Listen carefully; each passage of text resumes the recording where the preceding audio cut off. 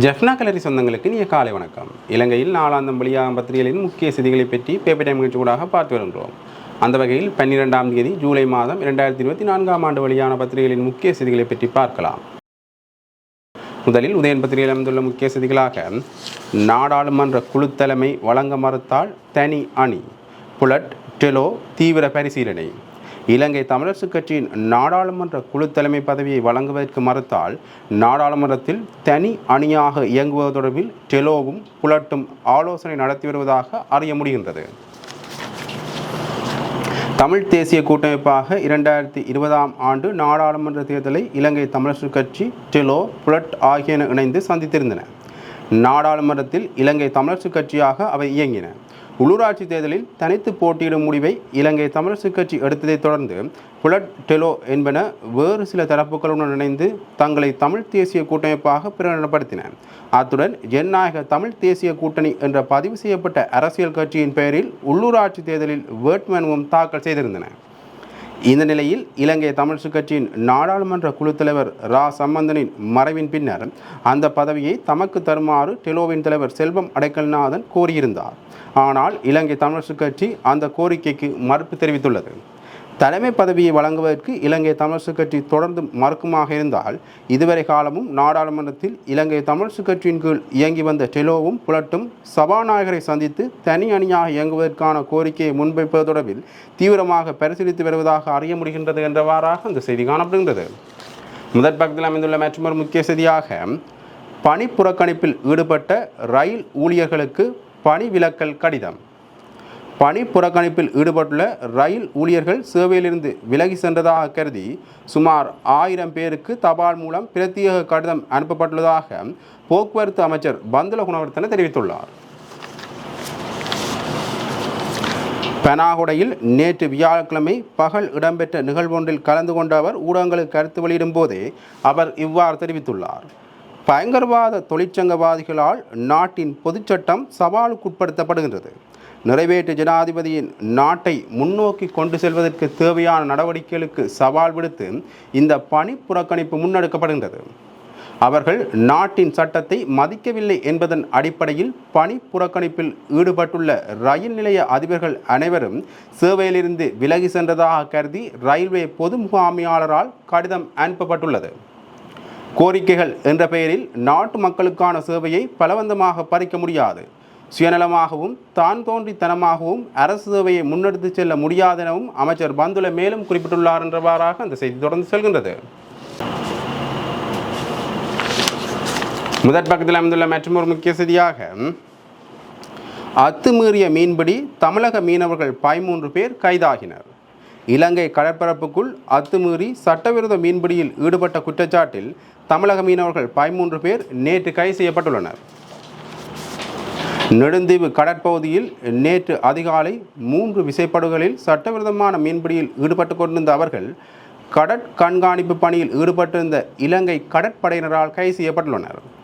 காங்கேசன்துறை கடற்படை முகாமுக்கு அழைத்து பெறப்பட்ட தமிழக மீனவர்கள் மேலதிக விசாரணைகளின் பின்னர் மயிலிட்டி மீன்பிடி துறைமுகத்துக்கு கொண்டு செல்லப்பட்டு யாழ்ப்பாணம் கடல் தொழில் நீரியல் வலைத்துறை அதிகாரிகளிடம் பாரப்படுத்தப்பட்டுள்ளனர் என்றவாறாக அந்த செய்தி காணப்படுகின்றது.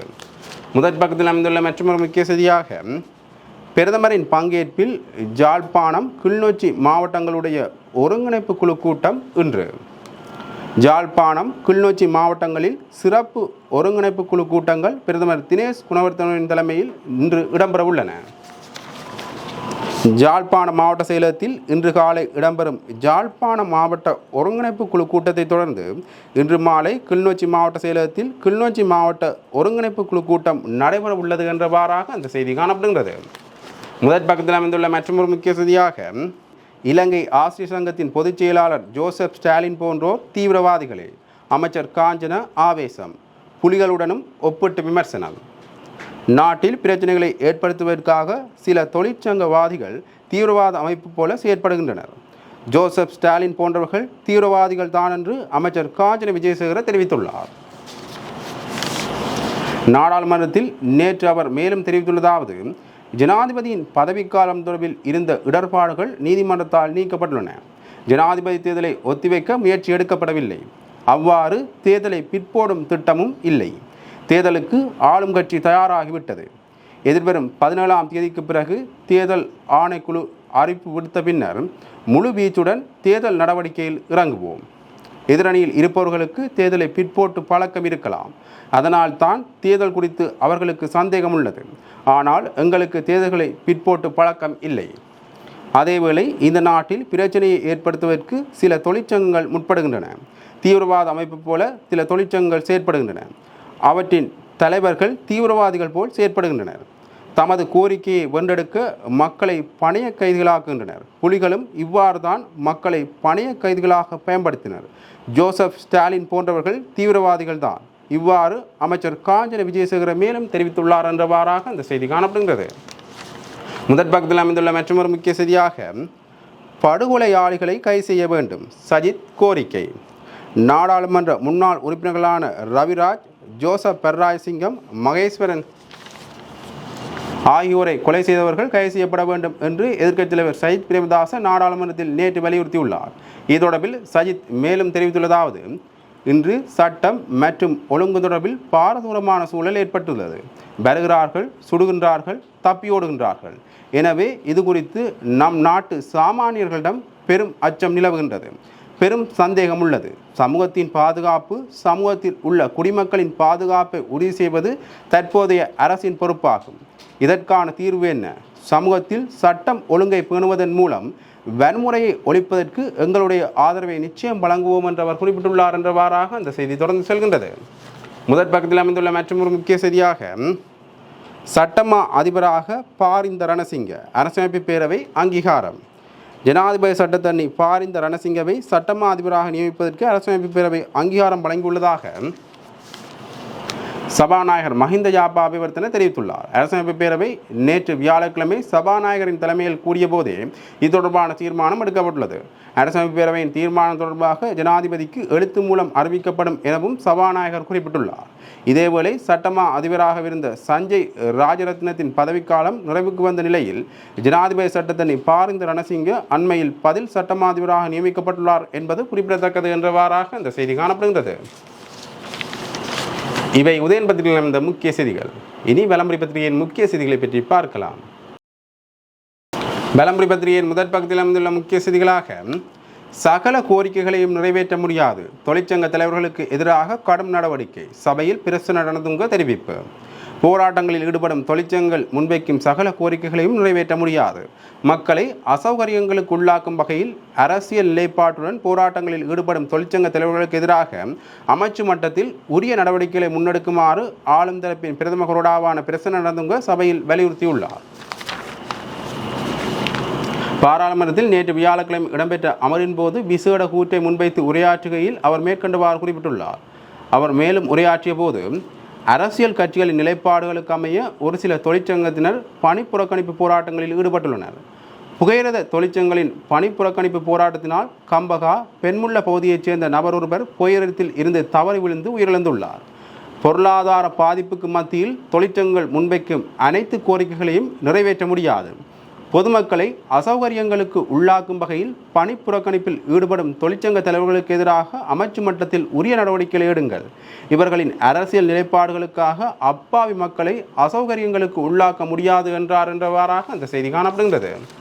முதற் பக்கத்தில் அமைந்துள்ள மற்றொரு முக்கிய செய்தியாக, கொக்கு தொடுவாய் மனித புதைகுழி 7ஆம் நாளில் 3 மனித எச்சங்கள். தமிழ் விடுதலை புலிகளின் O30-35 தகட்டிலக்கம் மீட்பு. முல்லைத்தீவு கொக்கு தொடுவாய் மனித புதைகுழியின் 3ஆம் கட்ட அகழ்வாராய்ச்சியின் 7வது நாளான நேற்று 3 மனித எச்சங்கள் முழுமையாக வெளியே அகழ்ந்தெடுக்கப்பட்டுள்ளதுடன் தமிழீழ விடுதலை புலிகளின் O30-35 என்ற தகட்டிலக்கமும் மீட்கப்பட்டுள்ளது. முல்லைத்தீவு கொக்கு தொடுவாய் மனித புதைகுழியின் 3ஆம் கட்ட அகழ்வாய்வின் 7ஆம் நாள் அகழ்வாய்வு செயற்பாடுகள் நேற்று தொடர்ச்சியாக முன்னெடுக்கப்பட்டது.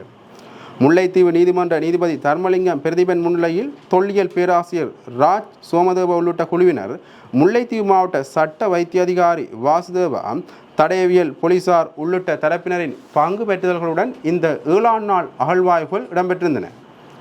3ஆம் நாளாகவும் தொடர்ந்து ஐக்கிய நாடுகள் சபையின் இலங்கைக்கான அலுவலகத்தின் மனித உரிமைகள் அலுவலர் செல்ரின் அகிலன் அவர்கள் அகழ்வு பணிகளை கண்காணித்தார். குறித்த அகழ்வு பணியின் போது 7 மனித உடலங்கள் அடையாளம் காணப்பட்டுள்ளதுடன் 3 மனித எச்சங்கள் முழுமையாக வெளியே எடுக்கப்பட்டுள்ளதுடன் இதுவரை மொத்தமாக 43 எலும்புக்கூட்டு தொகுதிகள் அகழ்ந்தெடுக்கப்பட்டுள்ளது. முல்லைத்தீவு மாவட்ட சட்ட வைத்திய அதிகாரி வாசுதேவ 7ஆம் நாள் அகழ்வின் பின்னர் ஊடகங்களுக்கு கருத்தெரிவிக்கையில் இவ்வாறு அடையாளப்படுத்தப்பட்டுள்ள 7 மனித எலும்புக்கூட்டு தொகுதிகள் அடையாளம் காணப்பட்டுள்ளதுடன் நேற்று 3 எலும்புக்கூட்டு தொகுதிகள் முழுமையாக வெளியே அகழ்ந்தெடுக்கப்பட்டுள்ளது. எலும்புக்கூட்டு தொகுதிகளில் இருந்து பற்கள் பிரித்தெடுக்கப்பட்டு DNA பரிசோதனைக்காக சேமித்து வைக்கப்பட்டுள்ளது. மேலும் எலும்புக்கூட்டு தொகுதிகளில் இருந்து தமிழீழ விடுதலை புலிகளின் O30-35 என்ற இலக்கத்தகடு ஒன்று கண்டெடுக்கப்பட்டுள்ளது. அத்துடன் துப்பாக்கி சன்னங்களும் கண்டெடுக்கப்பட்டுள்ளதாக தெரிவித்துள்ளார் என்றவாறாக அந்த செய்தி காணப்படுகிறது.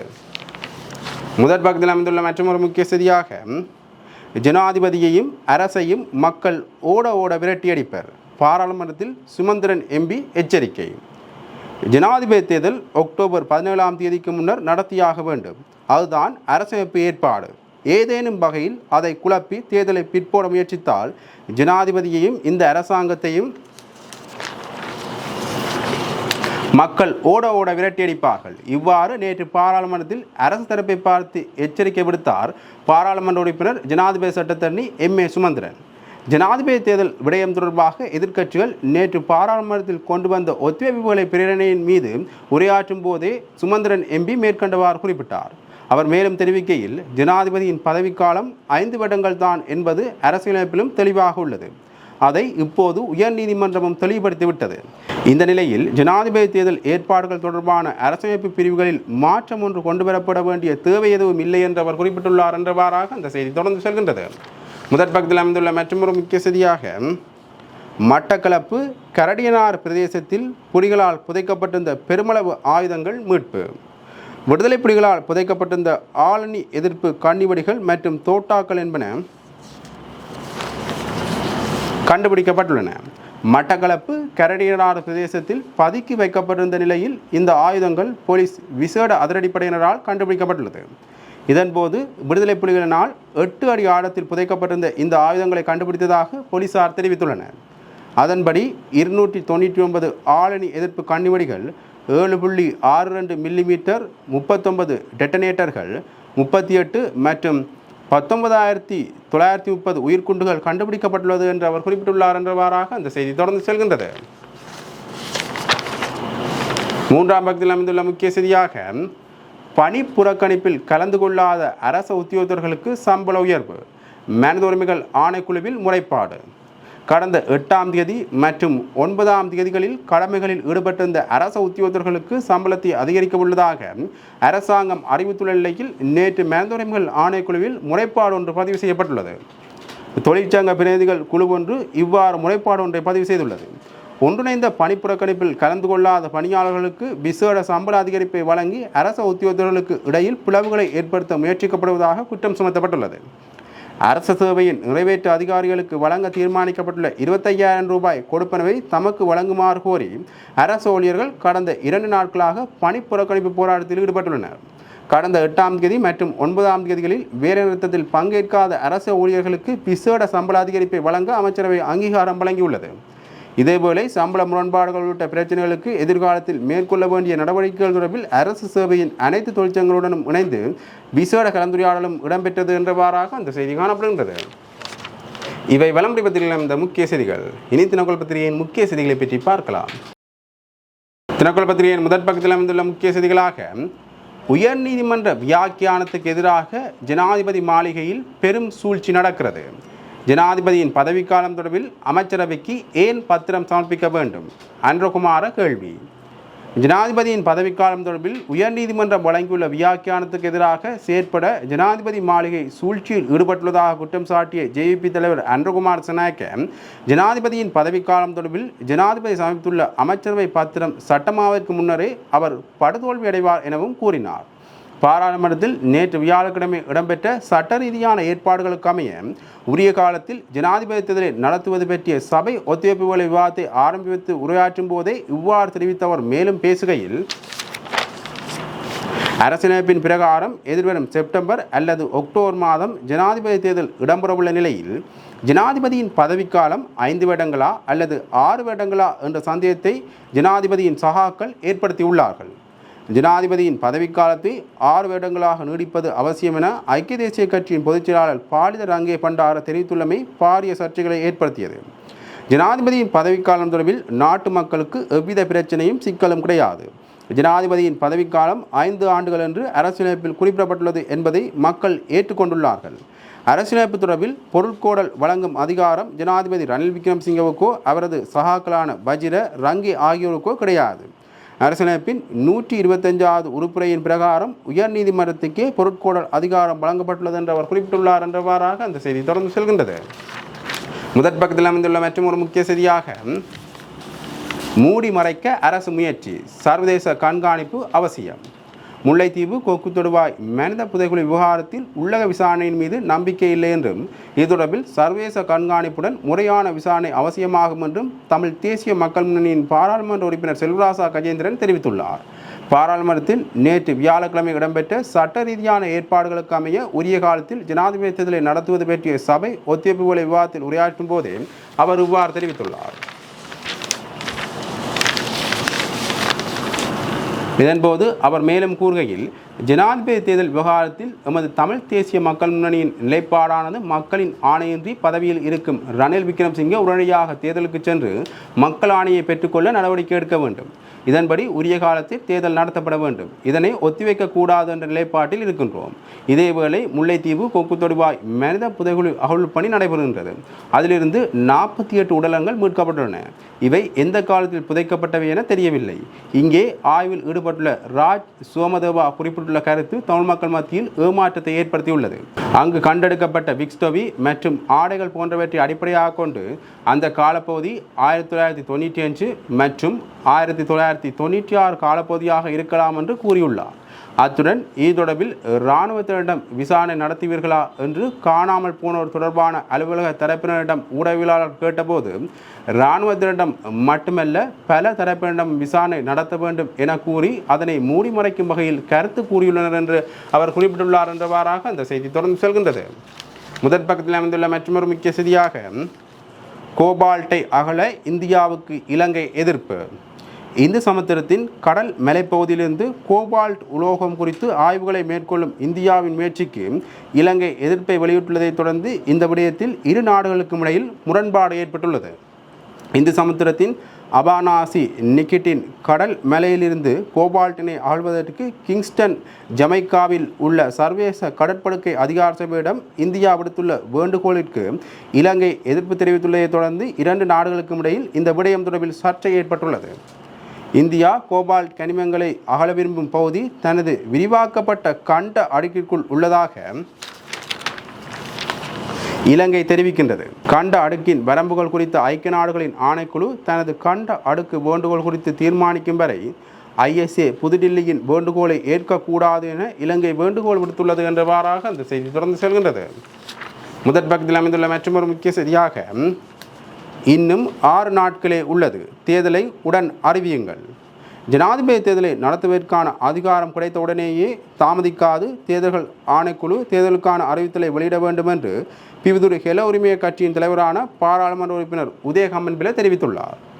பாராளுமன்றத்தில் நேற்று வியாழக்கிழமை இடம்பெற்ற சட்ட ரீதியான ஏற்பாடுகளுக்கு அமைய உரிய காலத்தில் ஜனாதிபதி தேர்தலை நடத்துவது பற்றிய சபை ஒத்திவைப்பு விவாதத்தில் உரையாற்றும் போதே உதய கம்மன்பில இவ்வாறு தெரிவித்துள்ளார் என்றவாறாக அந்த செய்தி தொடர்ந்து செல்கின்றது.